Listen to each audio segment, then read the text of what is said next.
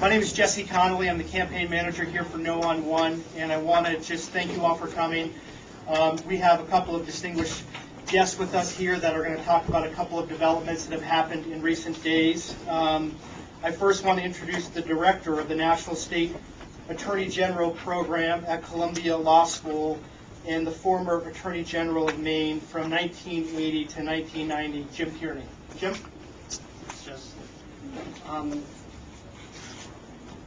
I understand there are going to be sincere disagreements about the entire question of the marriage equity issue that the voters are going to be facing this week. And really, at the end of the day, isn't that complicated. It's not about dueling law professors. It's not about attorney general opinions. It's really about all of us as citizens of this state relying on our own sense of right or wrong, our own sense of moral judgments, and doing what we think is right. And to do it in a way which is not distracted by erroneous television commercials or last-minute charges. And if we do that, we're going to be okay when this is over.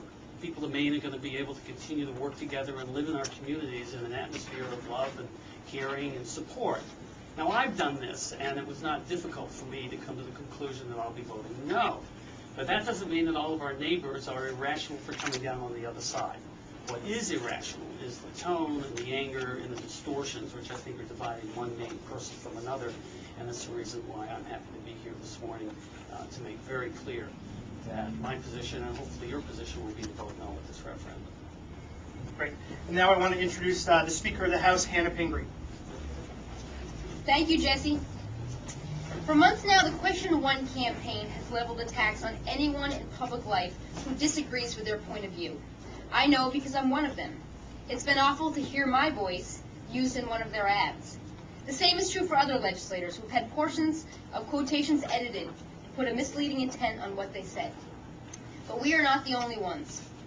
The Question 1 campaign, the Yes on 1 campaign, has impugned the integrity and professionalism of everyone from the Commissioner of Education to local school committees to one of Maine's finest teachers.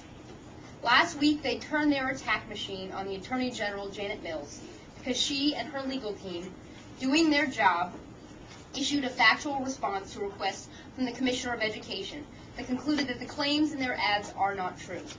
What troubles me most is the Yes on 1 campaign doesn't want to believe those of us in Maine who take our public service seriously. The Commissioner did the right thing by seeking an opinion from Maine's top legal officer on these nonstop claims. When they didn't get the answer they wanted, the Yes on 1 campaign attacked the messenger, rather than finally acknowledging the inaccuracy and the harm caused by their never-ending barrage of commercials. All of Maine's major newspapers have also condemned these claims. The Bangor Daily News said the Yes on 1's claim about school curriculum is baseless and betrays an ignorance about education. The Lewis and Son Journal said the claim would require a significant alteration of Maine's current academic curriculum and laws, which the pending marriage legislation does not prescribe.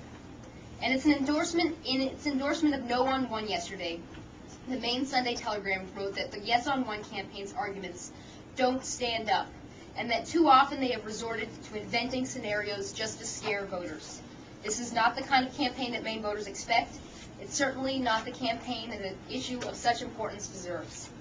As the Bangor Daily News put it in its endorsement of NoOn1 on Saturday, it's hard to see how allowing more people to marry will weaken marriage. Instead, it seems the strong desire of gay and lesbian couples to be married, rather than declare domestic partners, shows the value and the importance of marriage. Voting no on Question 1 will reiterate Maine's commitment to equality and acceptance of families of all types while respecting religious traditions and beliefs. I am proud to be voting no on 1. Just 15 days from today, I encourage all Mainers to do so, and I certainly hope that the Yes on 1 will stop these commercials and stop these claims. Thank you. I think the issue here is that the Yes on 1 campaign won't believe anyone in Maine. The only lawyers they believe are the ones they handpick from out of state. Now, after going after the Maine Teacher of the Year, the Question 1 campaign says they know more about schools than the person in charge of Maine's education. They know more about Maine laws than the Attorney General elected to enforce those laws. There's a pattern here. They don't believe the nearly 400 Maine lawyers who have signed a statement discrediting their scare tactics. and they don't believe two former attorney generals, the Speaker of the House, the Senate President, and the University of Maine Law School Dean, who wrote a detailed 10-page memorandum unraveling their contentions. The truth is, question 1 has never had anything to do with schools or books or curriculum.